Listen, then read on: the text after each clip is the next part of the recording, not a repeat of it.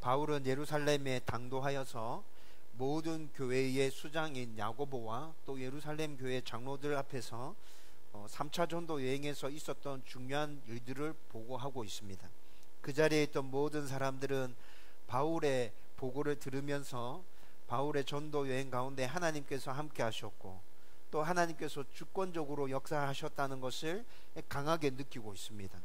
이것뿐만이 아니라 이방인 가운데도 생명을 살리는 구원의 역사가 일어나고 있고 예수님께서 승천하실 때 마지막 분부하셨던 그 명령처럼 땅끝까지 복음이 전파되어야 한다는 사실도 다시 분명히 확인하고 있습니다.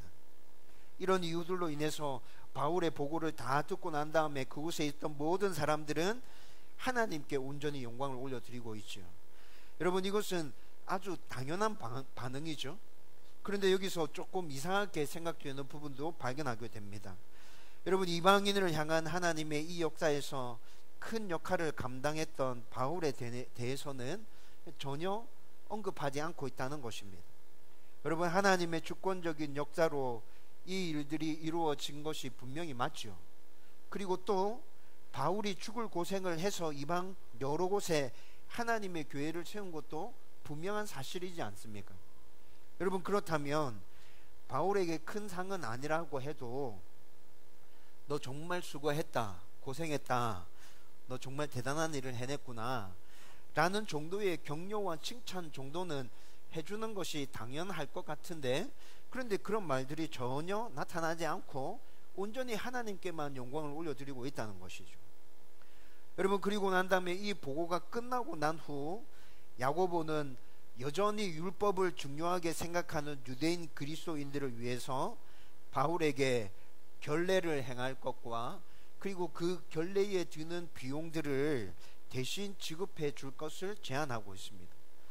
여러분, 바울은 야고보의 이 제안을 순순히 받아들이고 7일 동안 성전에 머물면서 결례를 행하고 또 자신과 함께 결례를 행하는 4명의 비용, 바울까지 합쳐서 5명의 모든 비용들을 다 지불해 주고 있습니다.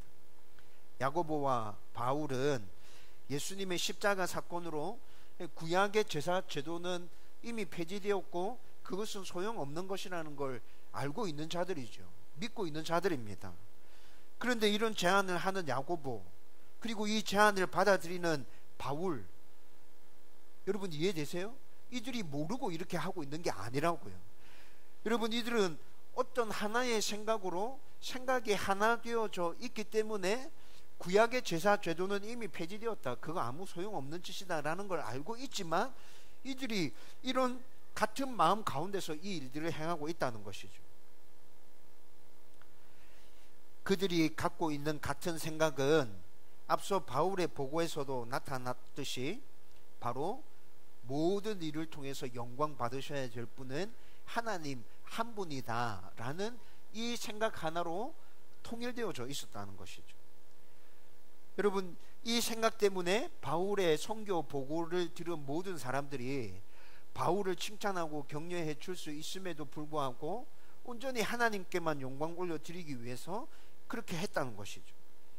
그리고 하나님의 영광을 위해서 자신들은 율법 준수가 구원의 조건이 아니라는 것을 이미 알고 있지만 구약에 기록되어져 있는 그 율법을 지켜야 되는 것이 아니라 예수님께서 말씀하신 새로운 율법을 지키는 새로운 하나님의 백성으로 이 땅을 살아가야 된다는 것에 동의하고 있지만 여전히 그 구약의 율법을 중요하게 생각하는 자들을 위해서 그들과 비슷한 모습으로 그들에게 다가가서 하나님의 영광을 선포하고자 하는 그 같은 생각으로 제안했고 그리고 그 제안을 받아들이고 있었던 것입니다.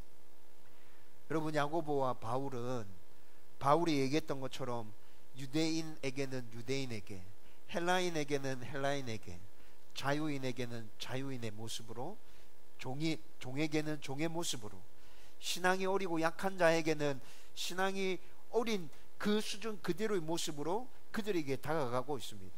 이들이 이렇게 다가가고 있는 이유는 뭐라고요? 그들 가운데 하나님의 영광을 선포하기 위하여 하나님께서 선물로 주신 예수 그리스도의 생명과 맞바꾼 그 귀한 선물, 그것을 그들에게 나눠주기 위해서. 그렇게 나눠줌으로 인해서 그들 가운데도 여전히 자기들 가운데 임하고 있는 그 하나님의 영광이 동일하게 그들 가운데 선포되어지는 것들을 소원하고 있기 때문에 이들이 이렇게 하고 있는 것이라고.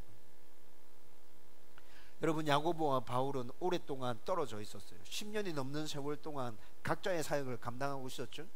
여러분, 살아가는 환경이 달랐습니다. 사역의 대상이 달랐다고요. 사역의 방식도 달랐습니다. 그런데 여러분, 10년이라는 세월이 지나고 난 다음에 이들이 만났는데 이렇게 하나 되어서 같은 방향을 바라보며 사역할 수 있는 이유도 이들이 모든 일을 통해서 온전히 하나님의 영광을 드러내야 한다라는 이 생각에 통일되어져 있었기 때문에, 많은 것들이 달랐지만 제일 중요한 생각이 하나였기 때문에 그들은 같은 방향을 바라보며 같이 사역해 갈 수 있었던 것이죠. 여러분, 저와 여러분들은 지금 다운 교회를 하나님 주인이신 건강한 교회로 세우기 위하여 몸부림치며 나가고 있습니다. 저와 여러분들은 자라왔던 환경이 다릅니다. 배움이 다릅니다. 성격도 다릅니다. 다른 게 너무 많습니다. 여러분, 이 다른 것들을 바라보고 있으면 저와 여러분들이 하나 되어져서 이 교회를 하나님 주인이신 교회로 어떻게 세워갈 수 있지 고민될 수 있습니다. 근데 저와 여러분들 가운데 같은 것이 하나 있습니다. 뭐가 같습니까? 나의 삶을 통해서 온전히 하나님의 영광을 드러내겠다는 그 생각. 여러분들도 나의 모든 삶의 부분을 통하여 하나님이 영광 받으시기를 소원한다는 그 생각. 여러분, 이 생각이 같은 것 아닙니까? 여러분, 다른 것 많지만 이 생각이 같기 때문에 저와 여러분들은 이 교회를 하나님 주인이신 건강한 교회로 세워갈 수 있는 것입니다. 같은 방향을 바라보며 그 생각 하나로 뭉쳐져서 그렇게 하나님 앞에 온전한 영광을 올려드리기 위해서 함께 애쓰며 몸부림치며 나갈 수 있다는 것이죠. 앞으로도 계속해서 저와 여러분들이 나의 모든 삶을 통하여 하나님 영광 받으시기를 소원한다라는 이 하나의 생각에서 하나 되어짐으로 말미암아 우리의 모든 사역과 행동들이 하나님을 드러내는 그런 일들이 되기를 주님의 이름으로 축원드립니다. 여러분, 이제 오늘 말씀을 여러분들과 함께 나누려고 합니다. 오늘은 말씀하신 바를 신실하게 이루시는 하나님에 대해서 여러분들과 함께 생각하려고 합니다. 여러분, 우리는 때로 하나님이 나의 삶 가운데 전혀 관심이 없고 하나님이 지금 나와 함께 계시지 않다고 느껴질 때가 참 많습니다. 특별히 힘들고 어려운 일들을 겪어 나갈 때 더 그렇죠. 나는 정말 힘들고 어려운데 그에 대해서 하나님께서 아무런 대답을 해주시지 않는다 생각되면 여러분, 가끔 이런 생각이 들기도 합니다. 그렇지만 하나님은 언제나 우리 곁에서 신실하게 당신이 말씀하신 바를 이루어 가고 계십니다. 여러분, 오늘 우리가 읽었던 본문 말씀이 이를 분명하게 확인시켜 주고 있어요. 여러분, 지금 바울과 야고보의 제안에 따라서 바울은 지금 예루살렘 성전에서 결례를 행하고 있는 중에 있습니다. 7일 동안 성전에서 머물면서 7일 동안 성전에서 제사들이 계속 반복되어지거든요. 그 제사들을 행하면서 지금 결례를 행하고 있죠. 그리고 7일의 기간이 거의 끝나갈 무렵인데 바울을 죽이려는 유대교 유대인들이 또 한바탕 소동을 벌이고 있습니다. 여러분, 유대인들이 제기한 문제는 28절 말씀에 보면 두 가지로 나타나고 있습니다. 첫 번째 문제는 바울이 이방인에게 복음을 전할 때 유대인과 율법과 예루살렘 성전을 비방하면서 그리고 이상한 것들을 모든 사람들에게 가르쳤다는 것이죠.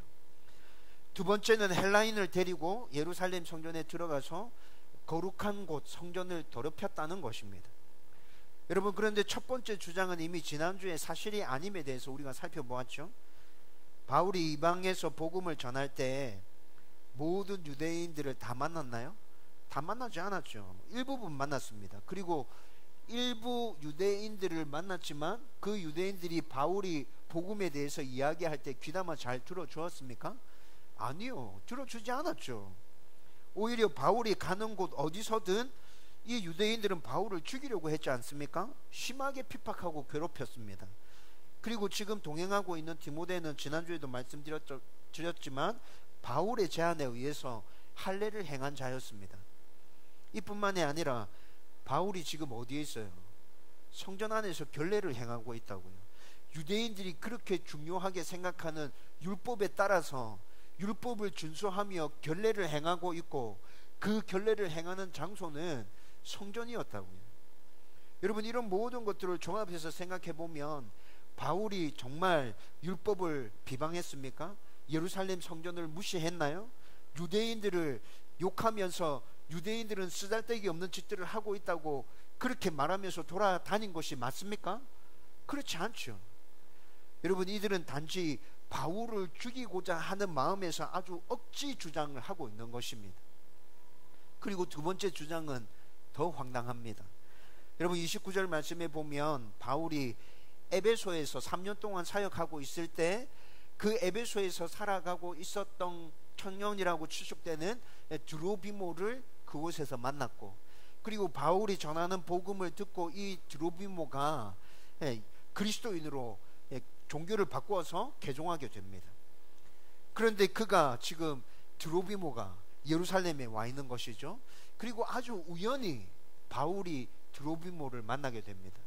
여러분, 드로비모는 바울이 예루살렘으로 오는 일행에 포함되어서 있었던 인물이 아니죠. 여러분, 지금 우연히 예루살렘에서 만나게 된 것이라고요. 그리고 이 두 사람이 시내에서 함께 있는 것을 에베소에서 살았던 유대인들이 보았습니다. 여러분, 에베소에서 살았던 유대인들이 지금 예루살렘에 왜 와 있습니까? 지금 이 시기는 오순절 절기가 진행되어지고 있는 시기죠.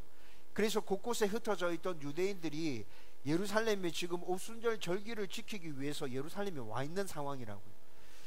에베소에 살고 있는 유대인들도 지금 예루살렘에 와 있는 상황인 거죠.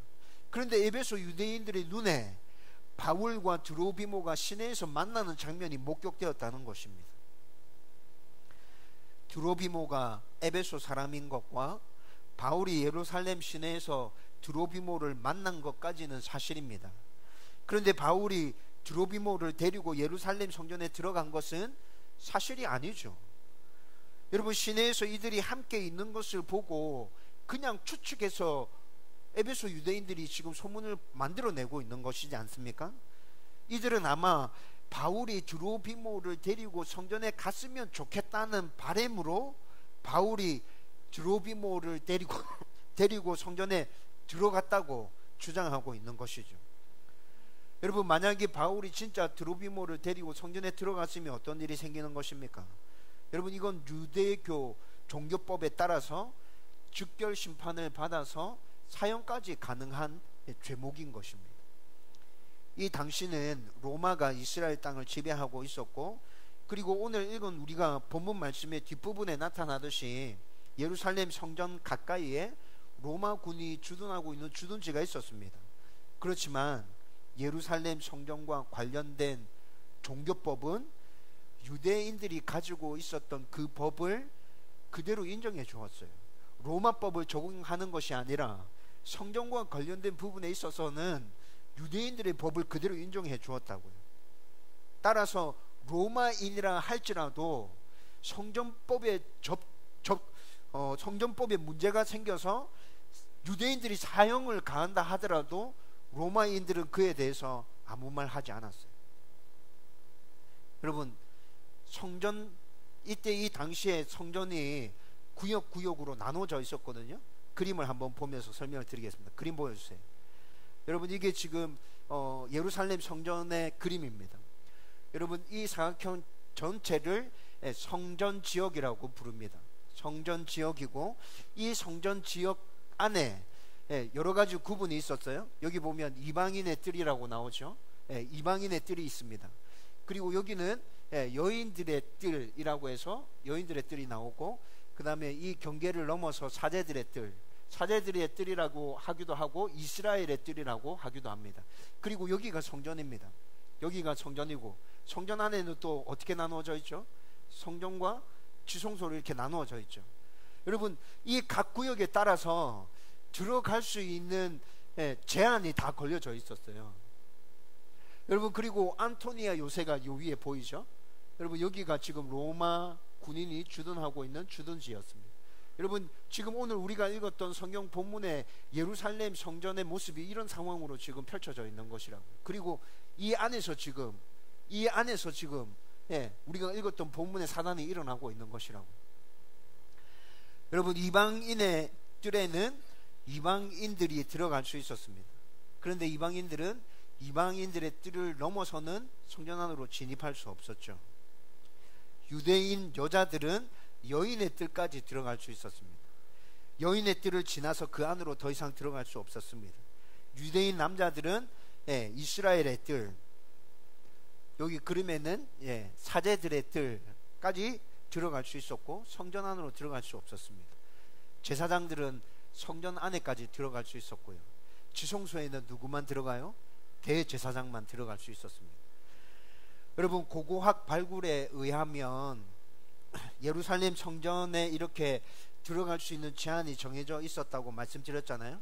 그런데 고고학 발굴을 해보니까 실제로 팻말들이 정해져 있는 그 지역 안에 팻말들이 이렇게 붙여 있는 것들을 발견했는데, 그 팻말에 경고 문구가 쓰여져 있는데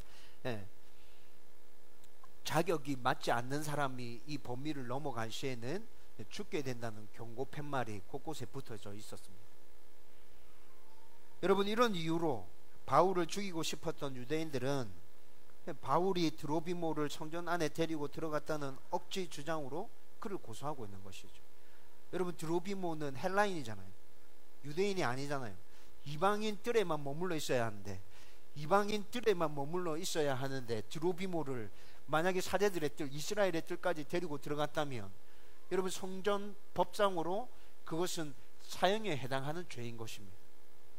여러분, 그러니까 유대인들이 억지 주장을 펴면서 바울을 죽이겠다는 의도인 것이죠. 그렇죠?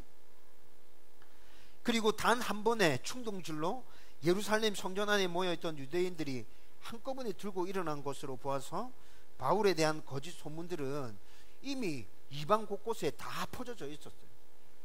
그 소문들을 듣고 있던 그 사람들이 지금 오순절 절기를 지키기 위해서 예루살렘 성전에 모였고 성전 안에 들어가 있는데, 그때 이 사람이 바로 바울이다 라는 소리가 들릴 때 확 충동해서 일어났다고 해요. 그리고 이미 그들은 바울은 죽여야 될 사람으로 낙인 찍고 있었던 것이죠. 여러분, 거짓 소문에 의해서 어떤 한 사람을 죽이려고 낙인 찍었다라는 이 말은 어떻게 해석할 수 있습니까? 여러분, 이 사람과 관련해서 사실관계 유무는 필요 없는 것이란 말이에요. 여러분, 감정에 따라서, 충동질에 따라서 여러분 어떤 상황이 펼쳐질지 짐작되지 않습니까? 사실이 중요한 게 아니라 그냥 이 사람은 죽여야 되는 사람이다 라는 그 자체가 중요하게 된 것이란 말이죠.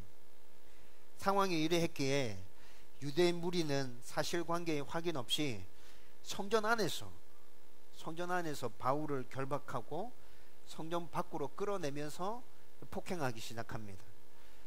여러분, 이 폭행은 어디에 목적을 두고 지금 때리고 있는 거예요? 죽이려고 하고 있는 거예요. 여러분, 그런데 이 폭행이 어디서부터 시작됐다고요? 성전 안에서. 여러분, 그들이 그토록 하나님을 거룩하게 예배해야 된다고 말하는 그 성전 안에서 지금 이 사단이 벌어지고 있는 것이, 머릿속으로 이 장면을 한번 상상해 보십시오.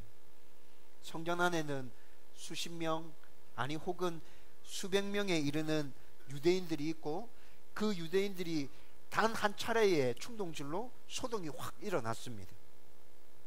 무질서하게 곳곳에서 죽여라 죽여라 하는 소리가 성전 안을 꽉 채우고 있습니다. 무엇 때문에 결박당했는지는 알 수 없는 한 사람이 무리들에게 매를 맞으면서 성전 안에서 지금 성전 밖으로 끌려 나가고 있는 상황입니다. 성전 안에서 이런 소동이 벌어졌음에도 불구하고 성전을 거룩하게 유지해야 되는 제사장들과 레위인들은 구경할 뿐입니다. 이들은 소동을 일으킨 자들이 성전을 나가자마자 성전 문을 걸어 잠그는 것, 그것 이들이 할 수 있는 전부였습니다. 여러분, 지금 이 장면에 등장하는 사람들 모두는 하나님을 믿고 하나님을 예배하고 하나님의 영광을 위한다고 말하는 사람들이죠. 여러분, 그런데 실상은 어떤 것 같아요? 여러분 머릿속으로 그림 그려본 이들의 모습은 어떻게 보입니까? 자기의 생각과 자기의 이익과 자기의 판단과 자기 기득권을 유지하기 위해서 발악하고 있는 모습으로 보이지 않나요? 여러분, 그런데 이런 모습은 이 당시만 있었던 게 아니에요. 지금도 죄가 넘쳐나고 모순이 넘쳐나고 불합리와 부조리가 넘쳐나고 거짓과 속임수로 사람을 속이면서 돈과 권력을 우선순위에 놓고 있는 자들이 얼마나 많은지 모릅니다. 이들에게 복음을 말하고 세상의 법을 다 포괄하는 더 높은 차원의 법인 하나님의 법을 이들에게 말해주고 정직과 정의를 말하면 이런 것들을 이야기하는 사람들을 그들은 적으로 간주하고 무자비하게 공격하죠. 여러분, 이렇게 하는 사람들도 자기 생각과 자기 이익과 자기 기득권을 지키기 위해서 하나님, 정직, 정의, 도덕, 인간의 존엄성, 여러분 이런 것들은 전혀 중요하게 생각하지 않는 것입니다. 여러분, 그래서 성경은 이 세상에서 살아가는 그리스도인들에게 치열한 영적 전쟁이 벌어질 것을 경고하면서 말씀과 기도를 붙들고 늘 깨어 있으라고 계속해서 경고의 메시지를 전해주고 있죠. 여러분, 이 전쟁은 사탄이 장악한 세상과 그리고 이 세상에 하나님의 백성인 성도들을 통해서 하나님의 나라를 다시 굳게 세우려고 하는 하나님과의 전쟁인 것입니다. 그리고 이 전쟁은 이미 하나님께서 승리하셨습니다. 그런데 사단이 지금 최후의 발악을 하면서 버티고 있는 상황이고, 그러면서 단 한 사람이라도 더 멸망으로 끌고 가기 위해서 마지막 힘을 쏟아부으면서 발버둥 치고 있는 상황인 것이죠. 여러분, 그래서 예루살렘으로 향하는 바울에게 성령은 마음의 준비를 단단히 하고 더 정신 차리고 깨어 있어야 함에 대해서 경고하면서 결박과 환란이 기다린다고 계속 말씀해 주신 겁니다. 결박과 환란이 기다린다. 너 정신 차려야 된다. 여러분, 이것만 말씀해 주실 뿐만이 아니라 또 결박과 환란에 대해서 말씀하시고 난 이후에 내가 너와 함께 할 것이다. 내가 너와 동행할 것이다. 너를 지키고 보호할 것이다. 하나님께서 이것에 대해서도 말씀해 주시며 약속해 주셨지 않습니까? 여러분, 이것은 이 시대의 영적인 전쟁 가운데 임하고 있는 저와 여러분들 가운데도 똑같이 주어진 말씀이며 약속인 것입니다. 여러분, 그리고 유대인들의 이 소동이 있고 난 이후에 로마 군인들이 개입하고 난 다음 전개되어지고 있는 말씀을 살펴보면 신실하신 하나님께서 당신이 말씀하신 그대로 이행하고 있다는 것을 보여주고 있습니다. 여러분, 좀 전에 확인한 성전 지역 그림에서 로마군이 주둔하고 있는 안토니오 요새에 있었죠. 그곳은 성전 지역에서 제일 높은 곳으로 망대가 있는 곳이었습니다. 여러분, 이곳의 책임자는 사도행전 23장 26절에 보면 글라우디오 루시아라는 천부장이었습니다. 로마 군인이죠. 천부장으로 로마 군인이 이곳의 책임자였다고요. 여러분, 천부장이라고 하면 보병 760명 정도 그리고 기병 240명 정도를 거느리고 있는 부대의 대장인 것입니다. 여러분, 다시 말하면 지금 루시아라는 이 천부장이 1000명의 로마 군인들을 거느리면서 예루살렘 시내 전역과 예루살렘 성전, 유대인들이 그렇게 굉장히 중요하게 생각하는 그 성전의 치안을 담당하고 있었다는 것이죠. 따라서 성전에서 소동이 일어난 것을 망대에서 발견하고 난 이후에 천부장이 바로 로마 군인들을 인솔해서 예루살렘 성전으로 들어오게 됩니다. 유대인들은 지금 로마법에 적용을 받지 않는 유대인들의 성전법을 적용해서 바울을 지금 즉결 심판해서 죽이려고 하고 있는 것이죠. 여러분, 31절과 32절 말씀에 보면 유대인들은 분명히 바울을 죽이려는 의도를 가지고 있다는 것이 분명히 나타나고 있거든요. 그래서 아주 심하게 매질하고 있었습니다. 그런데 그때 천부장이 지금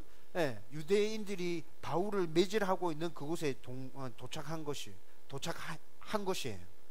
그리고 왜 소동이 일어났는지 지금 묻고 있습니다. 여러분, 이 물음 앞에 그곳에 모여있는 유대인들이 여러 말을 쏟아놓습니다. 여기서 이런 말 들리고 저기서 저런 말 들리고, 그 말들이 한꺼번에 막 왁작지게 들려오면서 상황이 어떻게 돌아가는지 이 천부장이 파악할 수 없는 그런 모습입니다. 여러분, 이렇게 무질서하게 여러 사람들이 외치고 있었기 때문에 이 천부장이 자초지종을 정확하게 파악하기 위해서 바울을 군대 진영으로 옮기라고 명령하고 있죠.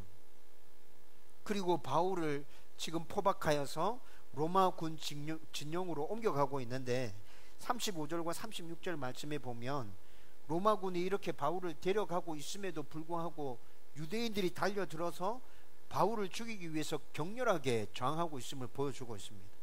여러분, 그래서 로마 군인들이 바울을 어떻게 데려갔다고요? 들어서 데려갔다고요. 36절에 보면 그렇게 나와요. 들고 바울을 데려가고 있어요. 여러분, 그런데 로마 군인이 출동하고 바울을 로마 군에 데려가는 이 모든 과정이 하나님의 손길이 숨어 있다는 것입니다. 여러분, 만약에 앞서 제가 언급한 대로 로마군이 조금만 늦었다면 매를 맞고 있었던 바울은 유대인들에 의해서 이미 죽었을 것입니다. 여러분, 31절과 32절에는 유대인들은 지금 죽일 의도를 가지고 바울을 치고 있는 것이라 말씀드렸죠. 여러분, 조금 늦었다면 진짜 바울 매 맞아 죽지 않았겠어요? 그리고 천부장이 일의 자초지종을 알기 위해서 물었을 때 이 일이 성전법과 관련된 것임을 알았다면, 여러분, 사실관계 확인 이런 거 다 떠나서 그것은 전적으로 유대인들의 몫이었기 때문에 역시 바울은 그 자리에서 죽었을 것입니다. 천부장이 개입할 수 없는 문제였던 것이죠. 그렇죠? 이뿐만이 아니라 오늘 본문 전체가 최고의 긴장감으로 아주 빠른 속도로 이 사건이 쫙 진행되어지고 있다는 것을 느낄 수 있을 것입니다. 여러분, 순식간에 바울이 유대인의 손에서 로마 군인의 손으로 넘어가고 있죠. 그리고 이후에 바울은 죄수의 신분이기는 했지만 다른 죄수들과는 다른 대우를 받으면서 로마에 도착할 때까지 로마 군의 보호를 받게 됩니다. 때에 따라서는 로마로 바울을 호송하기 위해서 수백 명의 군사가 바울을 호위하기도 했었습니다. 지금까지 사도행전 말씀을 쭉 살펴보면서 이스라엘 근처에 아시아 지역과 그리고 유럽 곳곳에 디아스포라 유대인들이 흩어져서 살고 있었다는 것 우리가 확인했죠. 그리고 이들 중에 상당 부분이 바울을 대적하고 있었고 바울을 죽이려고 하는 생각들을 가지고 있었다는 것도 우리가 알고 있습니다. 실제로 바울을 죽이기 위해서 아주 치밀하게 계획을 세웠던 유대인들도 있었다는 것을 우리가 이미 확인했지 않습니까? 여러분, 이런 상황이라면 바울이 혼자 스스로 로마까지 가는 여정을 진행해 갔다면 그가 무사히 로마에 도착할 수 있었을까요?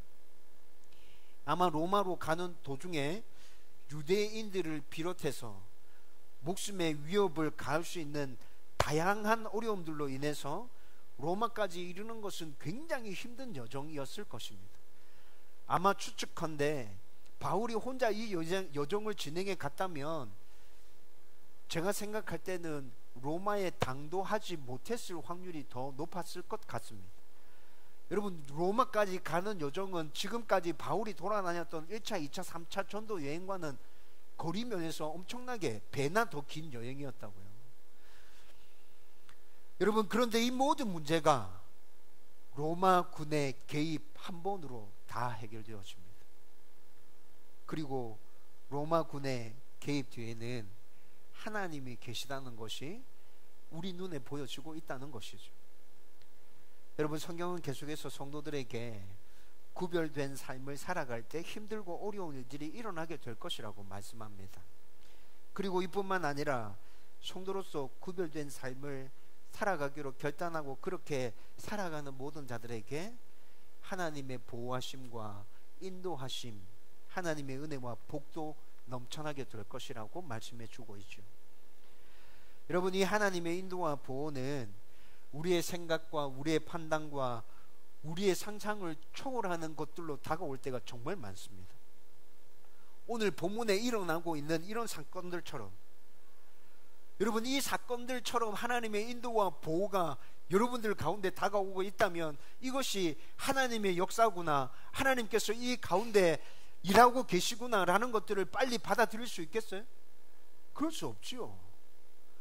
아마 하나님을 원망하는 것이 더 빠를 것입니다. 제가 지금까지 살아오면서 경험한 하나님의 인도와 보호도 저의 생각과 저의 판단, 저의 상상력을 뛰어넘는 것들이었습니다. 그래서 그런 일이 일어날 때는 하나님이 저와 함께 안 계시는 것 같았어요. 하나님이 진짜 인도해 주시고 보호해 주시는 것 맞나? 나를 붙들고 계시는 것 맞나? 라는 생각이 계속 들었죠. 그리고 줄기차게 기도하는 것은 하나님 보호해 주십시오, 책임져 주십시오, 나에게 힘 주십시오, 능력을 다하여 주십시오, 전부 이런 기도를 하면서 매달렸던 기억이 머릿속에 떠오릅니다. 그런데 시간이 한참 지나고 난 뒤에 나에게 있었던 그 일이, 그 사건이, 그 상황이, 그 사람이 하나님의 인도였고 하나님의 보호였다는 것이 깨달아지기 시작하는 것이죠. 여러분, 그리고 이런 경험들이 하나하나 쌓이면서 내 안에 굳건한 믿음 하나가 생겨나기 시작합니다. 바로 하나님은 말씀하신 것대로 신실하게 이루시는 분이다. 하나님은 나의 좋으신 아버지 되신다. 하나님은 전지전능하신 분이시다. 지금 내가 당면하고 있는 이 상황이 이해되어지지 않고 어렵고 너무너무 견디기 힘들지만, 그렇지만 반드시 하나님은 이 상황을 뒤집어 놓으실 것이다. 여러분, 제 안에 굳건해져 가는 믿음입니다.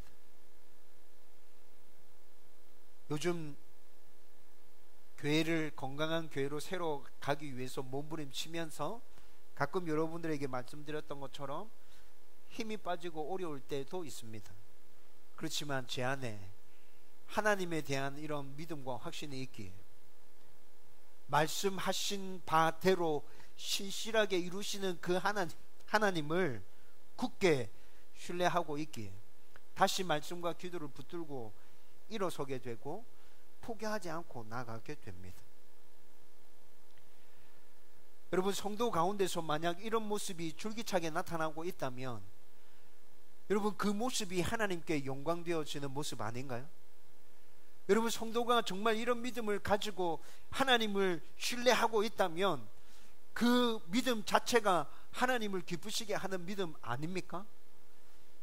저는 저와 여러분들 가운데 이런 굳건한 믿음을 가지고 말씀하신 바대로 이루어 가시는 그 하나님을 끝까지 신뢰하며 하나님과 동행하는 가운데 교회를 건강하게 세우고 여러분들이 살아가는 모든 영역에서 하나님의 나라들을 굳건하게 세워가는 신실한 성도들이 되기를 주님의 이름으로 축원드립니다. 이제 말씀을 정리하려고 합니다.